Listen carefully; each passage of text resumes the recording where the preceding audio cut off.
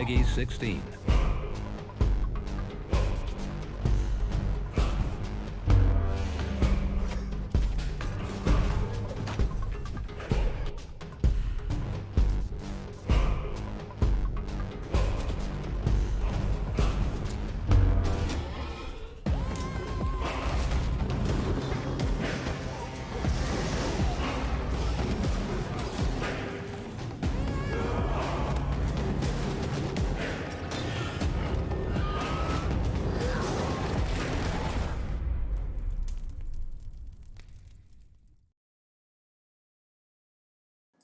Hello, hello. Good afternoon and good evening, and welcome to Deep Silver Plays. Thank you so much for joining us today on this Friday. In the chat, let us know how you're doing today. Again, it's fantastic to have you all here. It's a very special day for us because today is the launch for Gods Will Fall. For those of you who haven't caught me in a stream previously, I'm Chris. I am the community manager for Gods Will Fall, and we have a very special guest with us tonight. Joining us from Clever Beans is Mark Wherrett. He is the lead designer for Gods Will Fall. How are you doing tonight, Mark? No, very welcome. Thank you so much for coming along with us. How's it been today for launch?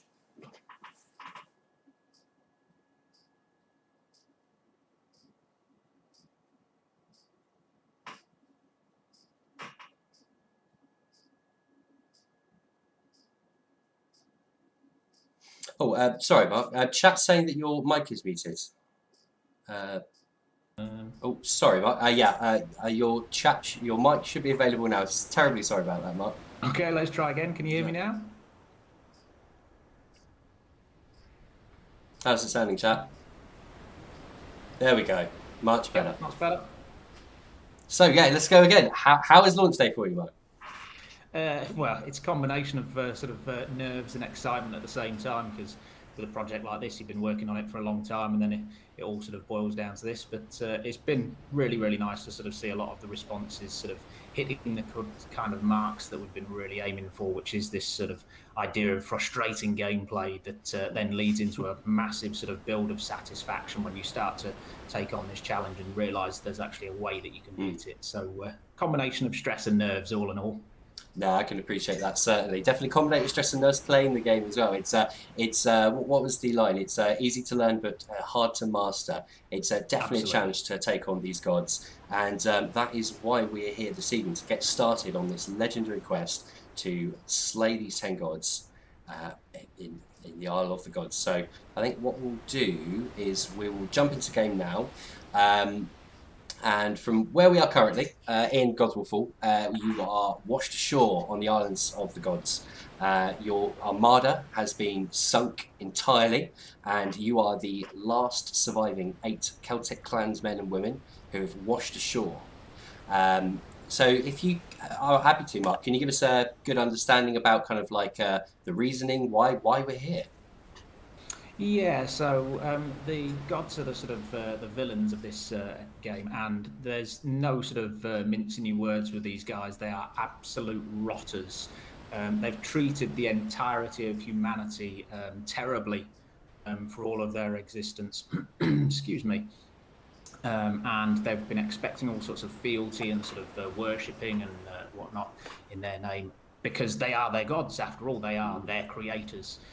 But the Celts have finally reached a breaking point. It's become a little bit too much for them, and they've decided enough is enough. It's time for a revolt.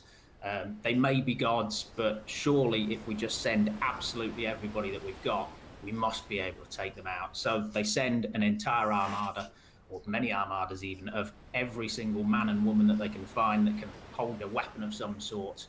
But unfortunately, before this grand adventure has even begun, they've all been smashed against the rocks, and what started off as a great chance for humanity is now surely a completely lost cause. There's no way that this little ragtag band of sort of lowly survivors are ever going to be able to take on 10 gods.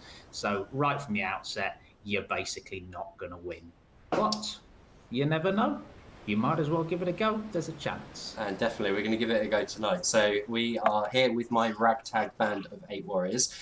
You might see that we have found ourselves in front of a cave entrance. Now, this is actually in the game the tutorial cave. So this will give you the opportunity to understand your movement capabilities, dodging, parrying, your combat, your light, your heavy attack, all of which we'll be employing tonight in great detail, and gives you an understanding about some of the items as well, and also some of the opponents you'll be facing. So we have vassals, as they are, with kind of regular standard attacks, and there are vassals that have much more dangerous attacks with a red aura, giving a mortal blow to your character, your warrior you've taken into the realm. So should one of your warriors be felled by one of these attacks, game over for them. No coming back from that. But yeah, of course, so once you hit the island, you're washed up on the shore, you find yourself in front of this cave, you go through the tutorial, and then you're presented with the world map, which we have here. So straight from the get-go, we have all 10 gods available to us, and a number of other kind of points of interest found in the overworld. So, Mark, with regards to the gods, is there any particular way we should go about it? What kind of methods should we be looking for? Where should we go first, essentially? Or is there any rhyme behind it? Yeah, right from the beginning, like you say, you've got all 10 of them available to you, and this is where the major sort of crux of the sort of the adventure that you're about to go on sort of takes place here. You have no idea how strong any of these gods are. So I think I'm probably going to be saying this an awful lot today. Sort of, I need to prepare you for this notion, this idea that this is not a game that is built to sort of take you by the hand and help you out along the way. It's absolutely a labyrinth of challenges, and the only way to get through it is to pay close attention to things that you see. And in cases where you think, hang on, this is feeling like a really difficult dungeon, maybe you need to just walk away from it and find another challenge somewhere else. We're not going to sort of suddenly dial the dungeon difficulty down partway through to help you out or give you some extra items. No, there's nothing helping you along the way here. And there's a good reason for that, though, because that's going to lead to some frustration. But it means that when you do start to make some headway and you start to learn some things about what things can help you out in these dungeons, and you start to destroy these creatures that have been sort of troubling you so hard, all of a sudden you get a very genuine sense of satisfaction. None of this has been us sort of buttering you up somehow with some helpers. It's all been your hard work that has led to that fantastic moment. So yes, there's a big price to pay for failure, but hopefully that all then gets pumped into the satisfaction at the end. So from this point, where you go next is entirely up to you. I'm going to suggest you have a look at the Rivers Dungeon and the nasty pasty that is Loch Lanark. Loch Lanark, yeah, that sounds like a good chat to me, definitely. So I think we'll mosey our way over there. Let me just find my bearings. So yeah, awesome. Well, let's have a look. So right now we're currently in the Overworld, and if you can hear from the background, there's birds singing. It's quite serene and peaceful. You won't find any monsters out here. This is the calmer part of the island. All of the brutal combat and devilish difficulty is below in the realms of the gods. So yeah, and we're not playing any tricks there as well. It absolutely is a safe zone, and we're well aware that there's going to be so many controller throwy moments when it comes to battle in the dungeon. So this is a chance to sort of just calm down, listen to some nice bird song, enjoy a bit of rustling grass, maybe go and have a cup of tea as well, and yeah, seek some safety for a moment. Yeah, it's quite peaceful out here, actually. I mean, having a look at the map as well, we can see there's a burial mound. And there's a few other points of interest. From what I understand, we can uncover a few secrets or get a few benefits from throwing weapons into wells and things like that. That's correct, yes. There's a few little things hidden away that might help you. The well will definitely help you. The burial mound is another one of these little gambling elements that play a large role in the game. Is sort of, do you want to take the risk of maybe helping out or maybe struggling a little bit? But I shan't say too much. It's nice to see people's faces when they interact with it. No, fair enough.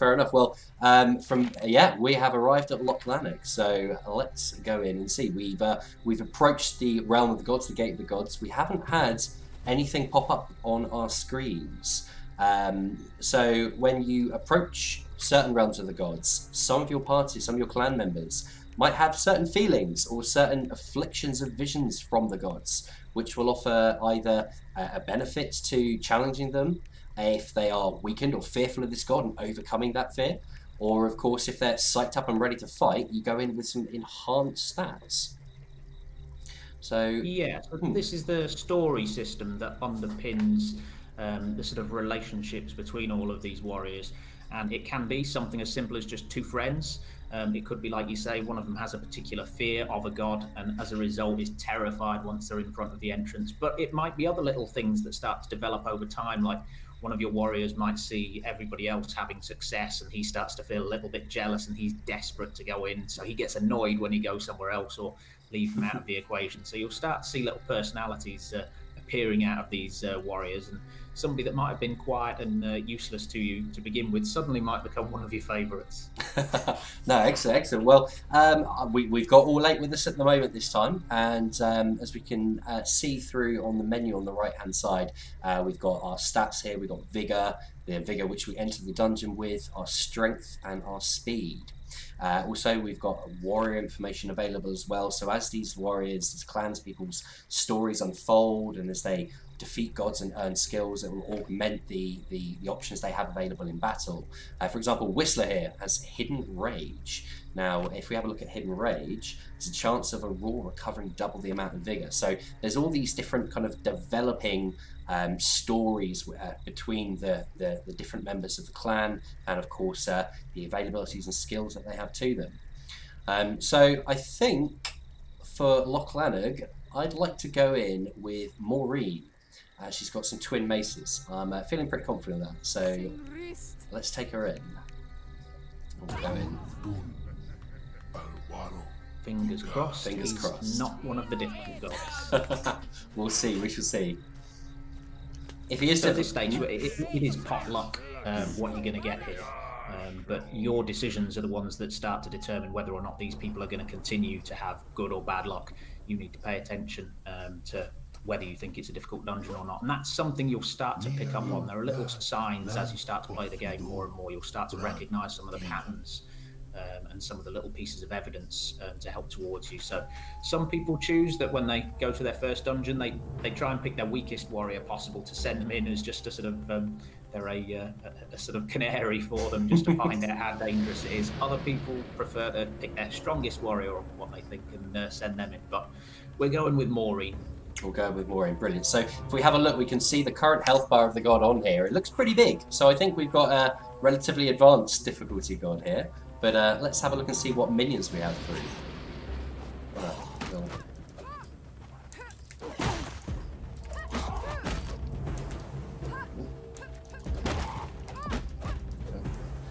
Maureen likes to knock these down, definitely, so that is not too bad. We only lost a little bit of health, and we managed to regain that almost immediately with a bit of bloodlust.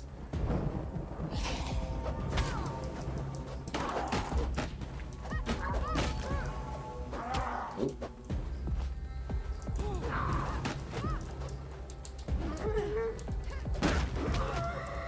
Alright, we're getting cornered over here a bit, so I don't like these spearmen. I do not like the spearmen. I think I'll keep a little bit of distance. Yeah, there's going to be an awful lot of learning certain creatures and certain enemies that you don't like. That's why it's worth kind of keeping an eye on that, and that might influence which warrior you choose to go with. So in this case, maybe you might prefer to go in with a spearman of your own so that you can also play at range.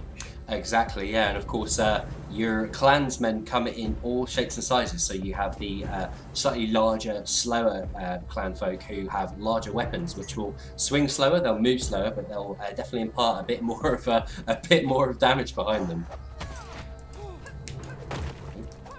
I missed that jump there, unfortunately.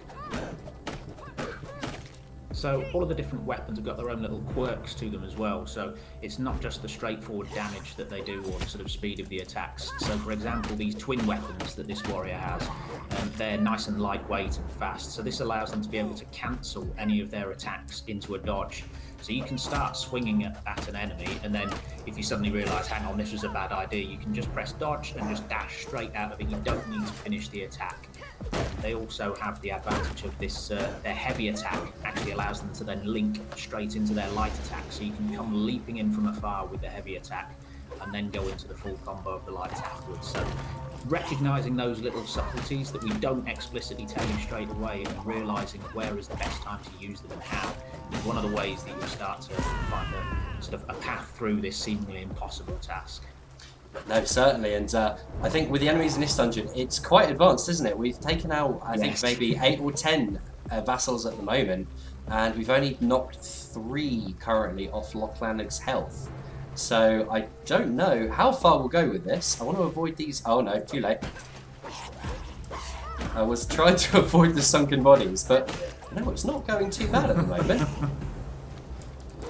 Nope, Things can suddenly go completely wrong in the blink of an eye, though. Oh, definitely, yeah. The tables can turn. If I get any more of these guys up after me, we're in a bit of trouble. But if I can keep my distance, if I can keep them throwing weapons on them, and just get them down one by one, I'm feeling pretty confident we can give Lochlanag a good run for his money.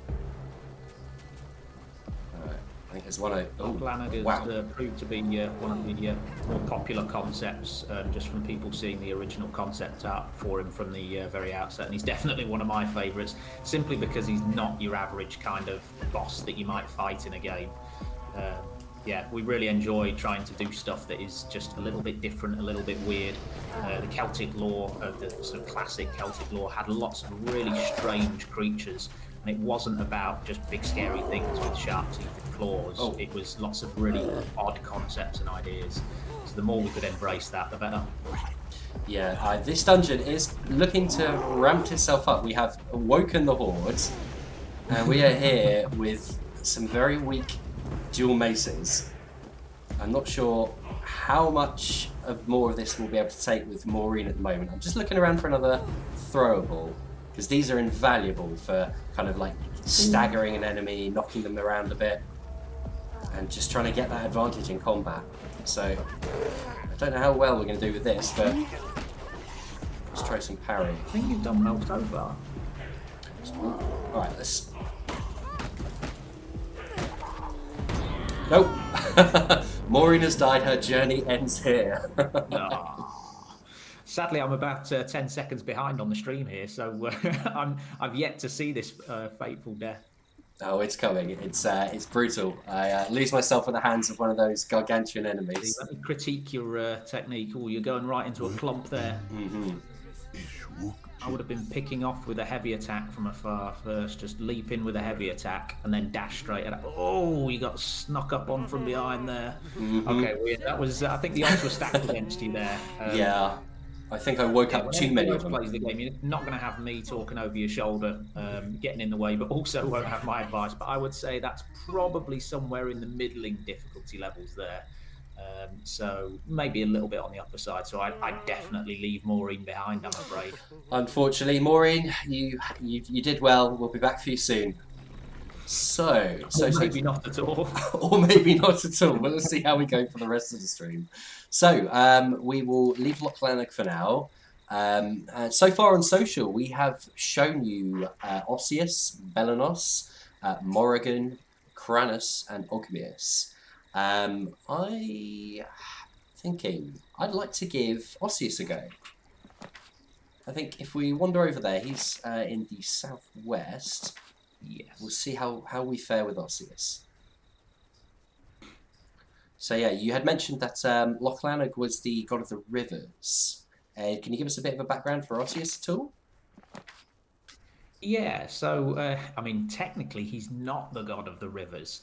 The backstory for Lochlanag is that he's actually the god of rage and thunder. And his little backstory that we've written for him, and we've done this for all of the gods to sort of feed into the sort of visual development and the sort of design of their entire worlds, is that he's the god of rage and thunder, and he became besotted with the actual god of rivers, Dura. And he fell in love with her, and he desperately wanted her to be his. And he started showering her with gifts, building these great sort of gardens all around her, forming these fantastic sort of giant statues of the creatures that she had created. But she kept on resisting at every attempt that he made to woo her, till eventually his rage took over too far. And if he couldn't have her that way, then he was going to have her his own way, and he imprisoned her within her own dungeon of the rivers. And she was trapped in there for millennia, weeping away Hmm. due to the fact that she basically could not escape due to his rage. And then the ephemeral promise happened, and this is something which you'll hear about within the story snippets that are scattered around the world. Hmm. And that offered her an escape from his clutches, and that escape came in the form of death as she took her own life. She wept her final tears, took her own life, and escaped from her imprisonment. But those tears formed more rivers that slowly snaked their way towards the valleys, and in those valleys, those tears all welled up and formed the seas. So if you go to the sea dungeon, you might find the new form of the actual river god, the sea goddess Boadanu. Boadanu, yes. Just below Loch Lomond, actually. I reckon we can swing by Boadanu pretty soon. You know what? Let's do it. As you mentioned it, we can always come back for Ossius. Well, let's have a look at Boadanu. So we'll make our way through the relatively tranquil overworld to the seas. So I'll give you another little tip here as well. So this is another one of these little hidden sort of things for you to figure out, and we do give a nod towards this within the sort of lost scribe texts that you'll find around the world. A lot of these dungeons have got a quirk to them of some sort. Some are more sort of mechanical, some of them are sort of more logic based, and there is a quirk to this dungeon as well. I've just given you the backstory of what happened to this god in her previous life as the god of rivers. She reincarnated as the god of the sea now. But due to that past that she had at the hands of a horrible, horrible man, she really doesn't like the male persuasion. Okay. So if you send in a male warrior, you are going to face a stiffer challenge than if you send in a female warrior. Okay, so the development from her history has kind of moved towards shaping her realm and her sensibilities. Okay. Absolutely. Well, I think we have arrived at Boadanu. Blair shuddered as she drew closer to the entrance. This was what she saw in those nightmares. This door. So obviously Blair on the journey over to the god of the Island of the Gods has been afflicted with visions of Boadanu. Yeah, so these stories are things that can really harm your warriors mentally due to the fact that they might be terrified of a god, but they can start to develop as you start to respond to them. So if they are terrified of a god, they're going to be debuffed. You send them in, they're going to struggle. But if you are able to start pushing them further through that dungeon and make progress, there's a chance they may start to think, hang on, maybe I shouldn't be so afraid of this. Maybe I should be sort of more confident. And so their stats will start to change as they get through. Might go the other way. The god might start taunting them and decide to attack them while they're at their weakest point and start to debuff them further. But these little stories can start to take multiple different branches depending upon how you actually sort of do in the dungeon, and then that will have an impact on the rest of your party as well, whether or not they make it or not. So these are the things that, again, once you start to learn how there's sort of the risk and the reward in the balance of these stories, there might be a situation that just seems like it's completely done for, but you never know, things can suddenly start to turn around. No, it's these interconnecting webs between all the members of your clan, of course, and the impact that the gods have had on some of the members. It's hopefully we'll see some awesome stories unfold. But you know what? I think I might take Blair in. She has a spear. We can keep some of the enemies at the distance. Hopefully with Boadanu, she's not going to be too angered, of course, with our choice. So I think I'll give it a go. Go for it.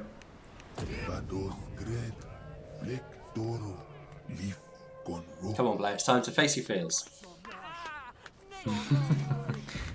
That probably sums up the whole game as well, to be quite honest. It is a case of no matter how many times you've smashed the controller in frustration, you've got to face up to that and step back into it once more. There is a reward waiting at the other end of it, and that is a wonderful feeling of elation and satisfaction that you've wiped the smug grin off my face. Excellent. Well, we'll see how we fare with Boadanu then. Okay. Ooh, it looks like there's quite a lot of them already. Let's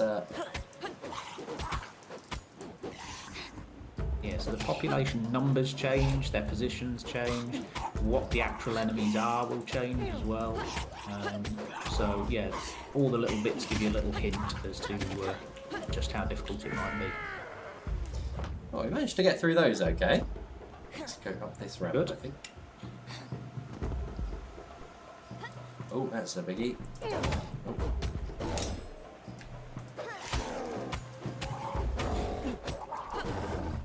So the natural instinct with the spear, as with all other weapons, is to generally use your light attacks and then your heavy attacks when you've got a bit more time. But I would advise go the other way round. This is one of those weapons where you need to think, hang on, why am I using it the same as everything else? Maybe I should, it's a big long thing, why not use its length? So I would advise always keep your distance with the spear and use that massive long range that it's got. And just be an absolute weasel, just jabbing at people from far away without letting them get a hit on you. That is some sound advice, actually, yeah. Oh.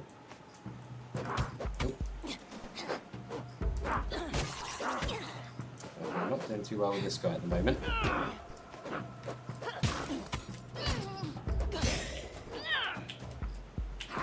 Got the right idea of picking up weapons off the floor and make use of those. Oh yes, definitely.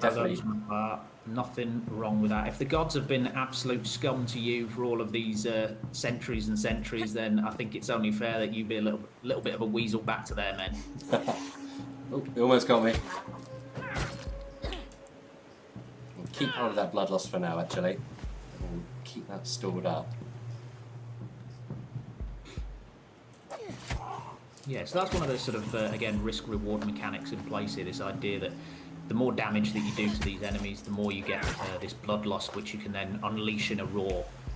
But you might be tempted to just use it as soon as you've got it, but if you do, you don't get the full effect from it. So if you want to take the risk and gather more and more, you benefit in many different ways. First of all, the more bloodlust that you've got, the more you'll earn with each attack. So it starts to go up exponentially. So the more risks you take, the more chance you've got. But also, the bigger the roar that you do, you'll start to get buffs from that. You'll get little temporary buffs. So a gigantic roar, if you fill up all of your health bar, which has involved you risking going almost to death, will give you a little period of invincibility, a berserker rage, that allows you to deal much more damage, and when you perform the roar, it knocks everybody backwards as well.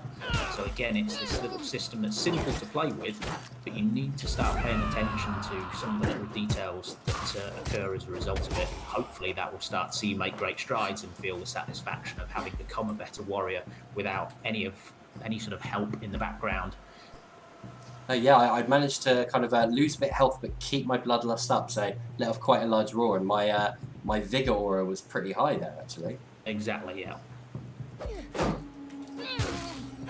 And then if you combine that with whatever other sort of skills and sort of items as well that you might have, you can certainly get to little moments where you combine an item with a large roar, with a skill that warrior has got, and you can do fantastic huge chunks of damage that make mincemeat out of people. So finding the right time to use them is the sort of tricky bit. So we're rewarding players that absolutely pay attention to every last little detail.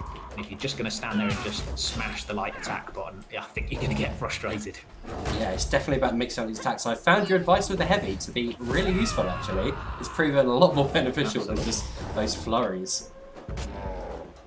It does have a little bit of a quirk as well. If you try and use it up close, the warrior stumbles a little bit because it's clumsy because of its length. So you definitely need to make sure you're at the right range. If you use it up close, you'll suffer a bit. Oh, I'm really not having some good times with this one at the moment. That's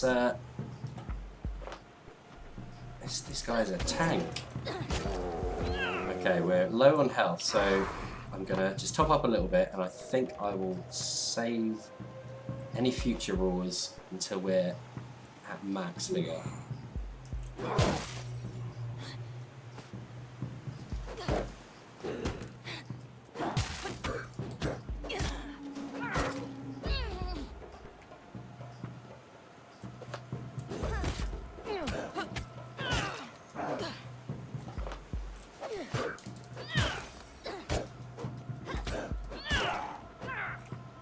There we go, we're back up. We're back up to stop and running again.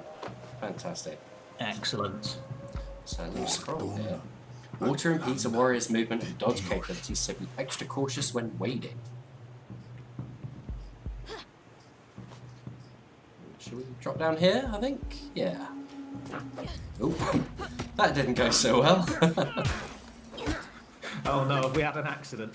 No, I just threw my ranged weapon not where I wanted it to go, and the second one. It's frustrating. I'd like to be able to watch it at the same time.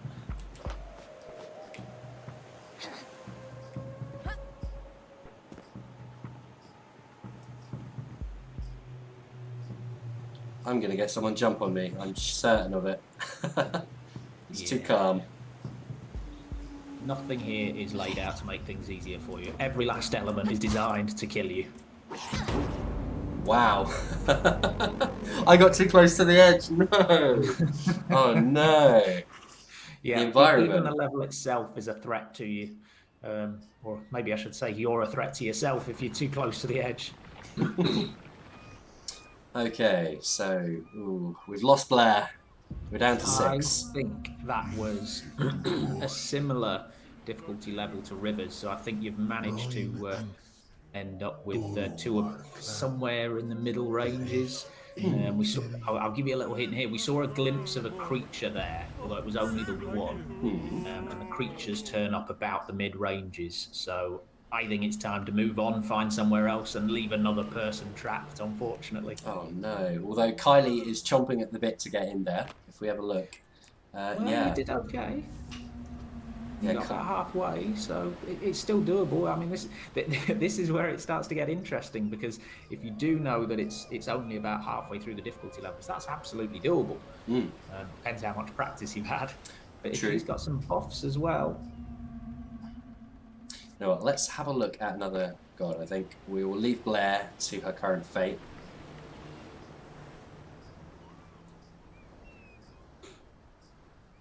And I think, well, let's head over to Ossius. We'll see how we fare with Ossius. Let's give everybody a fair view of all the different levels as well. So, Ossius, the god of bone and sinew, if I'm correct. Yes, that is correct. And he's responsible for creating all of the bone and sinew in all living things, and he believes it is the greatest material ever created. I told you all of these gods are just horrible rotters, and they're egotists as well. But he feels that when you die, it is your duty to ensure that your bones are buried and returned back to him as they travel across the seas of time to where he will be waiting for them. So this dungeon is on the other side of the seas of time. So this is why you start off on a sort of beautiful, radiant beach, and you'll make your way towards him. He's up on top of some giant dolmen spires, and they are a sort of example of just how strong his creation of sinew is. But first you'll have to make your way through the whitewood forest. Whitewood is what our Celts believe bone is. They see the white structure of it and the look, and they think, well, this clearly must be made from giant white trees. And so sure enough, over in his realm you will find these whitewood trees. Oh, excellent. Thank you for that insight. And I'm asking quite a lot of questions about the actual kind of lore behind this. But if any of you in the chat have questions as well, please do feel free to just pop your questions in chat. We'll collate them. We'll be doing a Q&A towards the end of the stream where we'll sit down with Mark and we'll answer anything you guys put through for us within reason, of course. But from where we are now, we are approaching the realm of Ossius.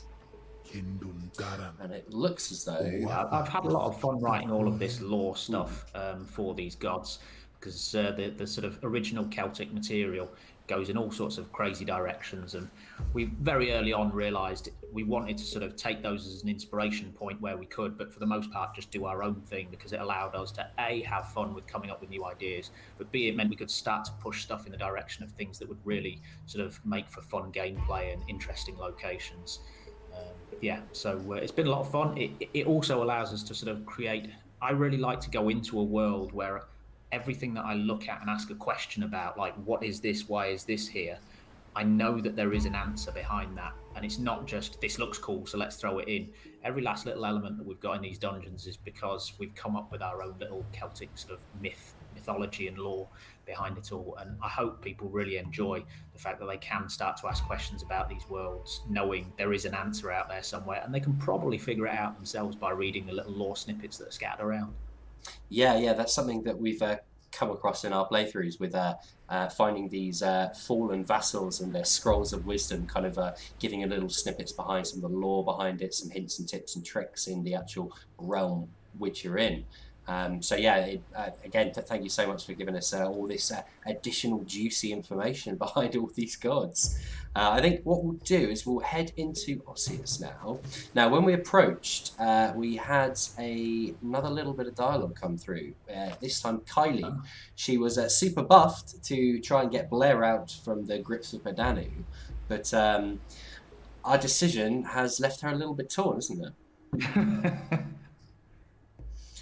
Fortunately, Kylie has actually taken a massive hit to some of her starting vigour because we left her friend behind with Bedanu, so she might not be our choice for Ossius today. You say we, it was you, I think. It was me. You're the one in charge. You made the decision. I'm just a driver. I owe that entirely. I will own it. I'm so sorry, Blair. So sorry. So I think let's go with Eri. We'll go into Ossius with Eri, and we'll see how we fare in our third one of the night. Yeah, normally there's a sort of concern when you've got somebody playing your game live. You're worried that they're going to sort of do a terrible job and just constantly die. It's the other way around with this. I've been worried that you're going to have a great time and just beat everything really easily, and it would give the wrong message to people that this is a nice, fun, casual game to play, but things are actually working out nicely. You're failing at every attempt, so people realise this is a real slog of a challenge that doesn't want to help you out, but the reward at the end of it is, like I say, knowing you've shown me up and proved me to be weak. Oh, definitely. It's going to be absolutely fantastic when I slay my first gods. I'm going to slay one tonight, Mark. It's going to happen. But I'm glad I was able to keep your expectations in check and fail so far. Like that throw there. But Ossius seems to be a little bit less tense than the other dungeons. I haven't seen as many of those big creatures that we faced in the others. Yeah. I think Eri's got a little skill firing off as well there. You see that flash that you're doing? I think she might have an active skill that's doing extra damage right from the start, perhaps. So these skills are sort of things that affect the warriors, and you can have something as straightforward as right from the very beginning, they deal extra damage until they take their first hit. So it just suddenly adds an extra pressure to try and last as long as possible before you take a hit. Yeah, she has Fearless Starter, so I take extra damage when I'm hurt.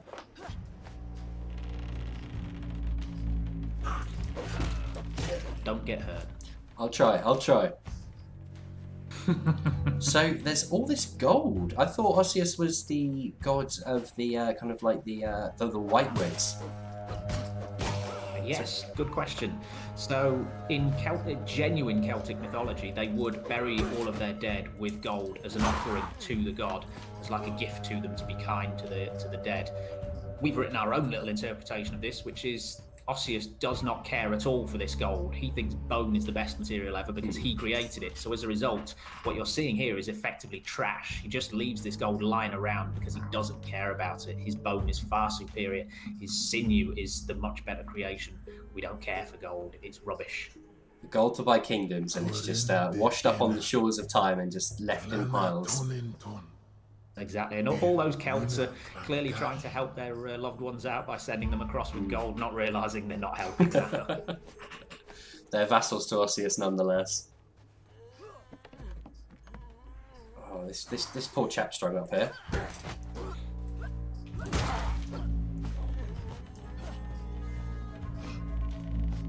Yeah, definitely the symbolism of the whitewood, you know, these kind of bony trees swaying in the winds. It's really eerie.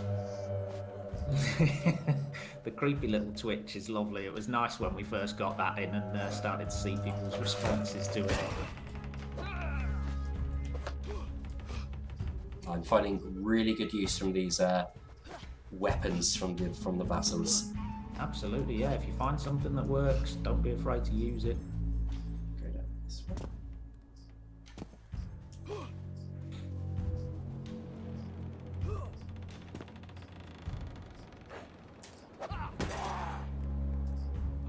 Oh. Let's grab the torch. So I think this is looking like it's at a doable difficulty level. I think this is down on the easier side of things. So no pressure, but you're going to have to do this, guy.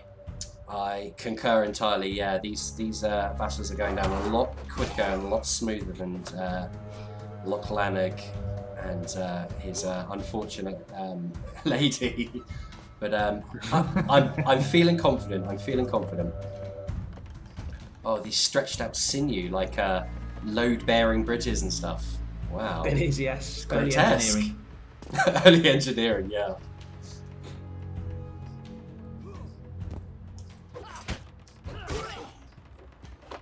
Yeah, we're faring much better at the moment.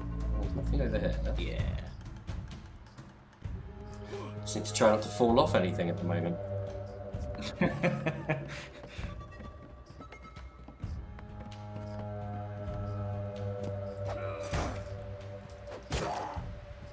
Yeah, I'm almost certain this is on one of the easier settings. Oh, look at that view. I look to the left there, so well, I suppose you've probably already gone past this. So, oh yeah, you've already been that way. Sorry, yes, I was going to guide you towards an item if it was there, but I keep forgetting you're about 10 seconds ahead of me. That's all right. I can certainly backtrack a wee bit. I have been trying to keep my eye out for items. I haven't seen any, or I've just been too oblivious and missed them. Although we do have a scroll up here. Yeah, they are tucked away.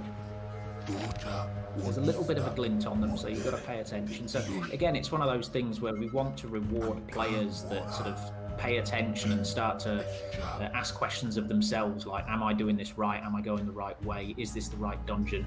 Am I paying attention to my surroundings properly as well? Am I reading those little messages? So we don't want to give you any sort of immediate, direct, obvious flashing up some sort of tip or help of some sort, but we do want to reward the players that do start to engage their sort of faculties on questioning everything.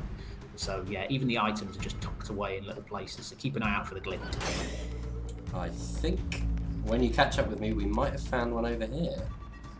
We've got bone meal snuff. Sturdies the body and prevents any attacks from interrupting your own. Excellent. That will come in handy. And that lasts for a little while, so I would probably advise as soon as you start the god fight, maybe fire it off. Yeah, and then you know it's just always there helping you out in the background. Excellent. Better than what I tend to do in a lot of games is forget to use it and die with it.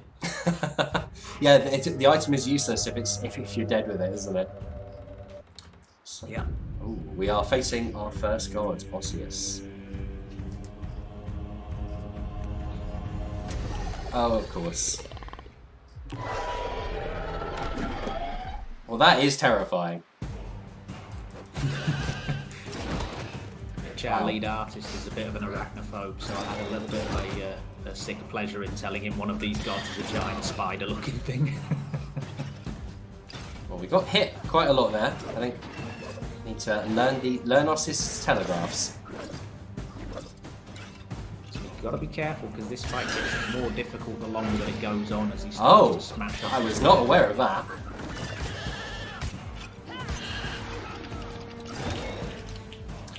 What happened there? I moved of my own accord. That was weird. He has control of bones, so he's able to channel his sort of his magic and then shove your bones in a direction forwards or backwards. So if he starts doing that little manoeuvre, make sure you're not near an edge. Duly noted. Again, yeah, just knocked me out there. If I was on the edge, oh, get away from this.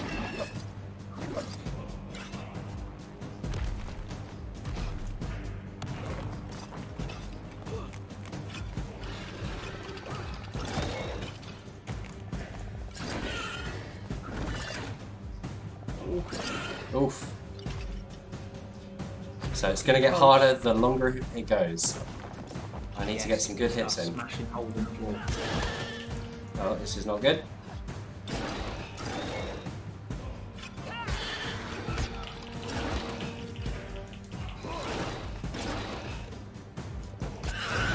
Trick on a lot of these fights is managing to keep you calm, which I know is very difficult in the moment. That was very close. Very close indeed. I think it's about learning those strikes, and they're telegraphing you can see what they're going to be doing, but it's about learning it on the fly for the first time. This was our first hero in there. Yeah, the first time is always going to be the most brutal. And as I've said, sometimes it's a good idea to send people in knowing they're going to die and just use them as a sort of a tester, a little test tube person, basically, so that you can learn those things. And then if you can, remember that and keep you calm. Something that seemed just absolutely impossible is suddenly actually a straightforward set of little sort of timings and actions to get through, and all of a sudden you're demolishing something that seemed insurmountable. And that's where I feel games can provide an awful lot of genuine sort of satisfaction that is actually you improving yourself. And I really enjoy that feeling of I've got better at something, just as it might be like learning how to become a better artist or a better programmer. The same thing can be applied here, just that feeling, that sense of progression that nobody else gave that to you. You got it yourself. It's just, a really nice feeling, really rewarding. But it comes at the cost of a bit of hard work. No, definitely, definitely. Well, that was a tough one, actually. I was down to my last 2 bars, but we managed to make it out victorious. And we got some nice bonuses to the rest of our surviving clan members. We've got a few items. We've got some willow bark, a powerful drug that increases the warrior's potential vigor during their time in the dungeon. So that could be good for someone who could be quite afraid of the dungeon. Or, for example, as we left Blair behind, Eerie might benefit from having some increased vigor. And Beetle Snuff increased movement speed. So again, that could be useful for one of our larger and tankier clans people, couldn't it? Yes. So I think, well, I don't know. I don't want to tell you where to go. I don't want to influence. I think this is up to you. This is your game. This is your story you're developing already. Well, we've got to gear up a little bit first. We managed to get 6 weapons out of that dungeon. Nice. So let's see. So we've got some bronze twin axes. Fast and light combination whose swings can be cancelled with a dodge for last minute escapes. So who have we got, if anyone, can equip it? Look as though anyone can equip it at the moment. So that is unfortunate. Only skinny characters. That's a shame. But we've got a bronze mace. So that's, let's see. Duff has an old mace. He also got a strength boost out of the Ossius dungeon. And he seems quite speedy, so I think I'll give him the advantage of a bronze mace. I've got a bronze sword, and I think I will give that to Eerie, as she so successfully got us through the dungeon. That seems very fair. Unfortunately, I am loath to let go of those twin axes, but I'm sure we'll find some more weapons soon. No, they've all fallen in our previous dungeons. Unfortunately, these will have to go to waste, won't they? Unfortunately, that is the way life is. It doesn't always go the way you want it. We're not just going to make sure, just give them all a load of stuff that they can absolutely use. No, you've got to take the rough with the smooth, but it can swing both ways. So in terms of the weapons that get dished out, you can also suddenly find, hello, we've got some fantastic gear that's dropped out of this place, but that still doesn't guarantee you'll win. And your story might be, we got fantastic gear and then I absolutely stuffed it all up with the next set of fights. True. Well, hopefully I'm not going to stuff it up with the next set of fights anyway. So, again, as we've now been able to defeat our first god of the night, Ossius has fallen and slain. Well, where should we go next? Ossius was one of the first that we actually showed off on social channels. We actually unveiled. And of course, the next one's being Morrigan, Bellanos, Ossius, and Kranus, the ones at the top. I might fancy giving Bellanos a go. Shall we head over that way? Yeah. It's a longer trek. Aye, but we should hopefully maybe find a shortcut. Or we can take the scenic route, we can enjoy a nice peaceful respite after our hard-won victory. That's it, this is your downtime. You can get your blood pressure back to a normal, healthy level just before we spike it all back up again in the Wicker realm. Can't knock us. No, I said we'll go for Bellanos. We will do Bellanos. So as I was saying earlier, all of these dungeons have got a little sort of quirk to them.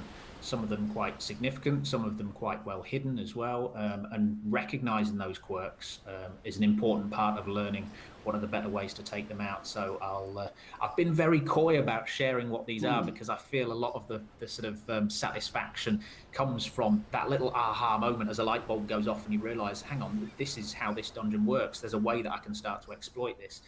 But I feel I should also give a little bit back as well. So at the Wicker realm, you're going to see these little sacrificial points marked on the floor. And it's going to help you out if you kill an enemy on one of those little sacrifice points, and you'll see it ignite and sort of illuminate, and their corpse will lift up and then vanish. And you'll actually find those in the god arena later on, chained to these stones because you've sacrificed them to the god. But you're not helping the god out there, you're helping yourself out, because now that you've got a few vassals chained to some stones, while you're fighting him, you can have a little hack on them and earn some bloodlust without them ever fighting back to you. So you've given yourself a few little totems of potential health to get back, and made that boss fight potentially a little bit easier for yourself. So recognizing these little systems that are hidden away in the dungeons is another good way of hopefully pushing past the difficulties and becoming a sort of heroic result. Well, that is fantastic, and thank you for the hint. It's also really dark and macabre as well. These are kind of like health packs, people strung to the arena of the gods for us to, free their soul, essentially, but also defeat their tormentor. So I'm sure it's going to be for some benevolent. We have an update. All the gods' fault, they're the rotters. Looks as though Mavis, she stared intently at the doorway with a piercing scowl. So it looks as though that if we chose Mavis, we'd get quite a boon here, actually. 11 vigor. That's quite a lot of health bars, isn't it? So yeah, she has a grudge against Bellanos. Mavis cannot shake the image of those first pitch sacrifices, the helpless cries and the smell of death that lingered for weeks. Nobody should have to watch their people suffer like that, and no true god would expect such fealty. The vassal revolt was Mavis's calling, and she yearned to enact vengeance for what she saw all those years ago at the Craig Valley binding. Mavis stared intently at the doorway with a piercing scowl and a tight grip on her weapon. She hungered for the blood of Bellanos. I'm quite happy to enable Mavis here. Yeah, it's a no-brainer. This is going to be easy. Well, we'll see what kind of level Bellanos is. If he's right up the high ends. And I've got Mavis, although she might have 11 vigor, she's got a pokey stick, but we'll see what we can do.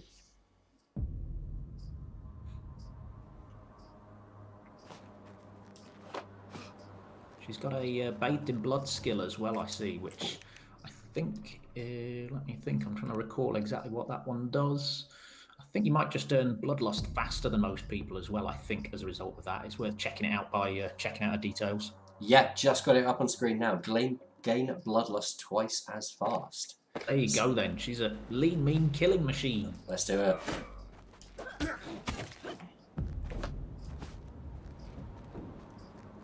Oh, okay, so this is that circle you mentioned, isn't it? Let's bait this poor vassal over.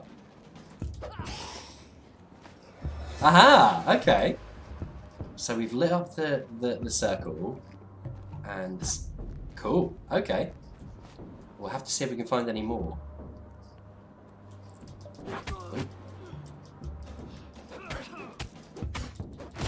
Ah, you said the heavy spear attacks. Yes, absolutely, they're heavy. You'll find the light attack is really quick, so if you're kind of overwhelmed, it can be quite useful for just stopping people from getting their attacks in on you, because it will interrupt their attacks very easily, because it's just this quick, sharp uppercut. But just give them a jab and then just back away, and then use the reach of the heavy attack, and you'll have a lot more sort of success that way. Oh, excellent. Okay, yeah. Pro spear tactics, definitely very helpful. Let's okay.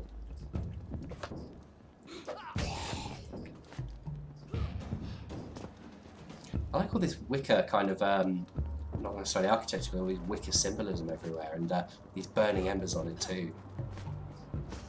Yeah, so that this is, again, this idea of we wanted to embrace the Celtic ideas that were just weird and wacky, And I think everybody's seen, like in a lot of sort of RPG and fantasy games, the idea of a fire dungeon, an ice dungeon, and magic along those lines. So we really wanted to take some of the more obscure and weird elements and start to sort of lean into those. So wicker was something that just is a fascinating little element that normally people just associate with little baskets that you keep stuff in, which obviously the Celts would have done. But where it comes from is obviously all of these reeds that are sort of woven. So therefore that leads us back towards the idea of, well, how are they grown? It's by the sun. Okay, he created the sun. He believes, he should be worshipped for that, and he believes that, that all of these things that use anything that the sun provides are something that people should have to pay for. So it's really fun to find something that just isn't within the normal sort of normal ideas of locations, because it's just much more fun to develop content around these new ideas and explore something different. Oh wow, no, totally, and I can see a lot of the kind of like the sun, fire symbology, and we've come across this terrifying vista actually, these burning villages and burning fields. Wow. Yeah, so like I said, all of these gods are absolute rotters, and this chap basically sort of resides in the middle of this giant sundial. So this big valley is like one giant sundial. He's the sun in the middle of it. He starts to slowly revolve around, shining his light upon this world, almost like giving you a night and day cycle. So all of these people that are basically suffering within his realm are forced to build these little encampments and then build giant wicker men, set them on fire, send them west to destroy the villages to the west of them. But those villages are also doing that to those to the west, and so on and so forth. So they're all being told to basically cause harm to each other, whether they like it or not. So, like I say, absolute rotter. He needs to be taken down. I think we're definitely going to do that. It looks as though that we actually just got another little buff as well. It looks as though that Mavis was. Let's have a look. She recalled the terrified faces of those sacrificed to Bellanos, and as the blood sprayed, the ocean waves crashing on the shoreline, she felt the will of her fallen comrades guiding her weapon deeper into her enemies. So we've actually just got a further buff to our vigour. We're at 13 vigour now and 2 strength. That is incredible. So this is why you kind of want to pay attention to these stories that start firing off, and maybe take a risk on one of these warriors that is suffering perhaps a little bit, because they can start to change as you journey through the dungeon. Just like with any sort of real life adventure, you can start off with something looking terrible, but when you start to realise that you're making progress, you start to gain some confidence. So that can happen with these warriors. I think in her case it's just anger all the way through, but it can definitely start to turn around if you take a risk on someone. Yeah. I mean, if we'd gone in with someone who'd maybe been afraid of Bellanos, then these boosts coming through would have been incredible. And you're right, Mavis just really wants to hurt Bellanos. She's got this vengeance grudge against him, and just empathy for all those who've been sacrificed in his name previously. She really wants him gone. Yep. And more often than not, if you sort of reach a story through to its end in a sort of positive sense, somebody overcoming their fears or rescuing their brother or father or sort of family member of some sort, then you will tend to get a much more positive reward out of it at the other side as well. So it is a risk, but there's a big reward at the end available for you, and that can suddenly completely turn the tides of time.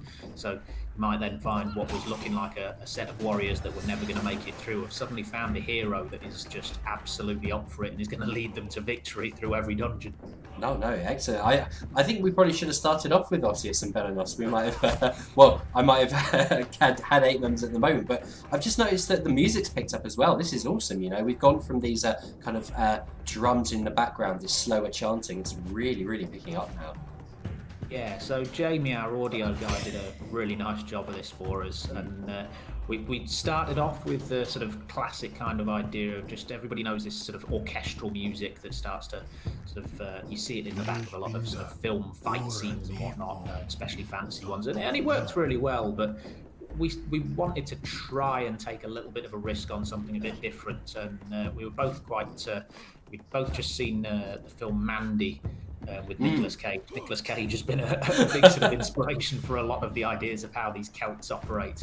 And that had a wonderfully sort of electronic, weird, otherworldly soundtrack to it. And we started to realise, well, these locations that the Celts are entering into are basically another world. It's another dimension to them. It's an almost alien location. So maybe that gives us a fair excuse for using synths and sort of strange noises that they wouldn't hear in their in their real life. So instead of doing the sort of straightforward, obvious stuff and whatnot, we decided let's take a risk on doing something a lot more synthy. And I just loved the first result that he came out with right from the start. And we were like, yep, let's keep going with that. That's brilliant. And he's done a fantastic job on it, I think. Oh no, excellent! Yeah, I'm absolutely loving the soundtrack. It's absolutely fantastic work from them. I'm trying to get this vassal up here if I can get into this sacrificial circle. I'm not sure I'm going to be able to, so I might not. But we did acquire a bone rune. Maybe I can get this guy over here. Do you reckon it's worth if I try and kite him round? If I dispatch this guy. I think you might struggle. Yeah, you know what? It might be a lost cause. Yeah. But what you were saying about the music as well, it will build up as you get closer to the god as well. So what starts off as just a few little background sort of sounds will eventually build into more of a heart-pounding setup, which I'm sure Mavis is feeling. Yeah, I just got a really nice deep sound there. It's, very low. It's really starting to build up now. As we fight amidst the fire. I think. Oh, there's no one here. Alright, let's head this way.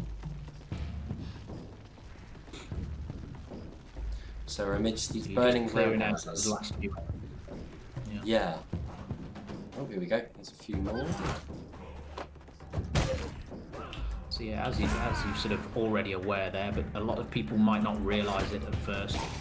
The more you clear out these minions, these sort of worshippers and sort of vassals of the god, the more you weaken the god because they draw their power from their people. There is one exception to that one. I might as well tell you, he's the forest god. Mm-hmm. His health works a slightly different way. But yeah, clearing out all of the enemies is advisable if you want to help yourself out. And also, if you're a speedrunner and you want to just dash past them all, it's just going to make it even harder. Yeah, definitely. Yeah, you could. I mean, I think we could feasibly run through the entire realm relatively quickly. But you're right. Having to face Bellanos with maximum health, no impediment whatsoever, it's definitely going to be a completely different challenge. Right. It's tempo starting to build now. Oh, I see. These are our poor unfortunate vassals. The poor souls. They're serving a greater cause now. They are my medkits. So he's like a bearded moth, a very large. Yeah, so it's another one of these sort of our interpretation of how we think Celts would interpret the world, and then making it real. So they will see moths following flames and lights like sort of moonlight and sunlight. So they would therefore assume that the god of the sun must be some sort of a giant moth-like creature, because they are drawn back to their sort of their forebear, so to speak. So we kind of take their interpretation of how they think the real world has come about, what their ancestors looked like, and made it real. This is hurting a lot. He's got two states, one of which is worth fighting him in, the other one is worth avoiding him in. Oh wow, yeah, you know what, I got my entire health back. So, okay, from what you're saying, avoid him while he is in the air. Oh, and he's slamming his fist around. I mean, you can still engage him, but he's going to deal damage. And it's another one of those things that we're not going to tell you in game. We want you to keep an eye on it and pay attention and realise that stuff. And get that realisation of, I've just got a bit smarter. I've just realised I don't need to attack this guy all the time. I don't need to rush it. So use the time when he's on the ground to fight, and then use the other time to hide and maybe use some of these free health kit vassals.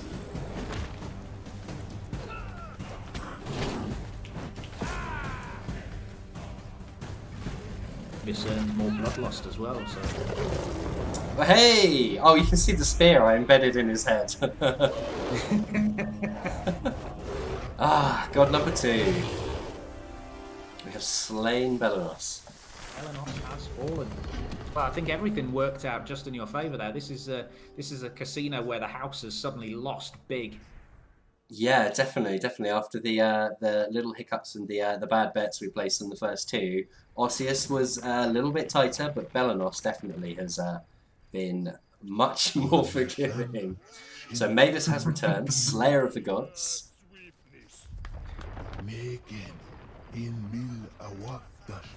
and from getting her vengeance, she's even stronger now. Brilliant. So you might think now would be a good time to maybe use her to go and get one of your other warriors rescued. That Because if is they were kind of middling difficulty, which I suspect they were, then she might stand a bit of a chance. And then you can boost up your team again. Because as long as they're trapped in that dungeon, they're not going to benefit from any rewards and sort of buffs that you get from clearing another dungeon. So having a fuller team is more worthwhile in the long run, mhm. but it might cost you if it goes horribly wrong. So, True.